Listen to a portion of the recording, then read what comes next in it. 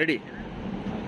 నమస్తే. మనం ఇప్పుడు కొత్తదనంగా మన ఎలక్షన్స్లలో జూబ్లీస్ ఎలక్షన్ కాంటెస్ట్ చేసిన వారితో ఉన్నాము. 58 మంది మొత్తం కాంటెస్ట్ చేస్తున్నారు. వారిలో ఒకరు తమ పేరు చెప్తారు. నేను షేక్ రఫాజా. అయితే మనకి ఛానల్కి కొన్ని క్వశ్చన్స్కి ఆన్సర్ ఇస్తారు. మీరు ఎందుకొరకు ఇంత చిన్న వయసులో కాంటెస్ట్ చేయాలనుకుంటున్నారు, అనుకున్నారు, ఎందుకు చేశారు?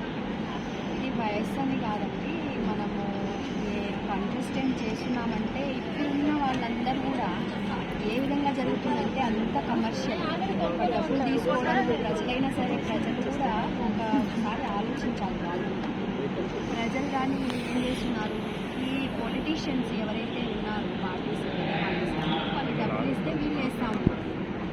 సో ఆ విధంగా చేంజ్ అనేది రావడం లేదు. చేంజ్ అనేది ఎప్పుడు వస్తుంది? ప్రజలు చేంజ్ కావాలి. ఫస్ట్ ప్రజలు ఈ విధంగా డబ్బులు తీసుకొని వాళ్ళు అమ్ముకోవడం ఇట్లా తప్పదు. వాళ్ళు ఆలోచించాలి. They are also educated. ఇప్పుడు జూబ్లీ హిల్స్ అంటే అంత ఎడ్యుకేటెడ్ ఏరియా, మన ఓల్డ్ సిటీ అంటే ఏమో అనుకోవచ్చు. కానీ ఈ ఎడ్యుకేటెడ్ ఏరియాలో కూడా మనకి ఈ విధంగా జరుగుతుందంటే ఆలోచించాల్సిన విషయం. కాబట్టి ఈ విధంగా నేను కంటెస్ట్ చేయాలనుకున్నాను. న్యాయం కోసం. మీ ఆశయాలు, సిద్ధాంతాలు ఏం చేస్తాను?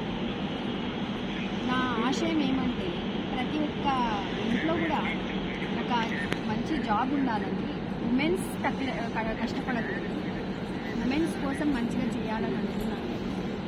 ఒకవేళ నేను గెలిస్తే ఖచ్చితంగా మార్పు అనేది ప్రజలే చెప్తారు. ఇప్పుడు మనము టీఆర్ఎస్ పార్టీ అయినా సరే వాళ్ళు డబ్బులు ఇచ్చి చేయాల్సిన అవసరం ఏముందండి? గోపీనాథ్ గారు ఇంతకుముందు ఉన్నారు, వాళ్ళు బాగా చేసింటే ఇప్పుడు డబ్బులు ఇచ్చే అవసరమే పడేది కాదు కదా ఓటర్స్ కోసం. ఆయన బాగానే చేశారండి. మరి టాక్ ఉంటుంది. అయితే ఆడవాళ్ళు ఆల్రెడీ చాలా ఎదిగిపోయారు అని చెప్తున్నారు. చాలామంది ఆల్రెడీ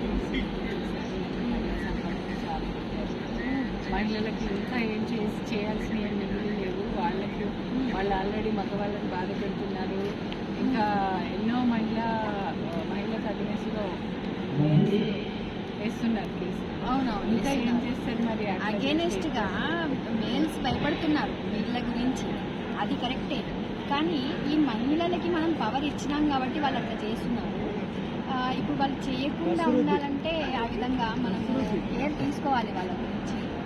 అది కూడా కంట్రోల్ చేయాలి. తప్పే ఎవరు చేసినా తప్పే, కానీ న్యాయం అనేది ఉండాలి ఎవరికైనా సరే, అటువైపు అయినా సరే ఇటువైపు అయినా సరే. మనం ఏ విధంగా చూస్తున్నామంటే ఒక మహిళ అనేది వాళ్ళకి జాబ్స్ పరంగా వాళ్ళు వాళ్ళ కాళ్ళ మీద వాళ్ళకి నిలబడడానికి, అంటే జెంట్స్ మీద వాళ్ళు డిపెండ్ కాకుండా వాళ్ళు కూడా బాధపడుతున్నారు కదా. అవునవును. అంటే ఈ డబ్బుల విషయం భయపడకుండా ప్రేమగా ఉండాలి. ప్రేమగా ఉండాలి. మనం ఏం చేద్దాం అంటే యాక్చువల్లీ మీరు గెలుస్తున్నా గెలవకపోయినా కూడా ప్రజలకు ఏమైనా సందేహం అంటే మంచి చేద్దామంటున్నారా? అది చెప్పండి. అవునండి, నేను బాగా మంచిగా చేస్తామనుకున్నాను. వాళ్ళ గురించి ఉమెన్స్ కూడా మనకి సపోర్ట్ చేయాలి. జెంట్స్కైనా సరే మంచి వాళ్ళు కూడా ఉంటారు, కొంతమంది సతాయించే వాళ్ళు కూడా ఉంటారు.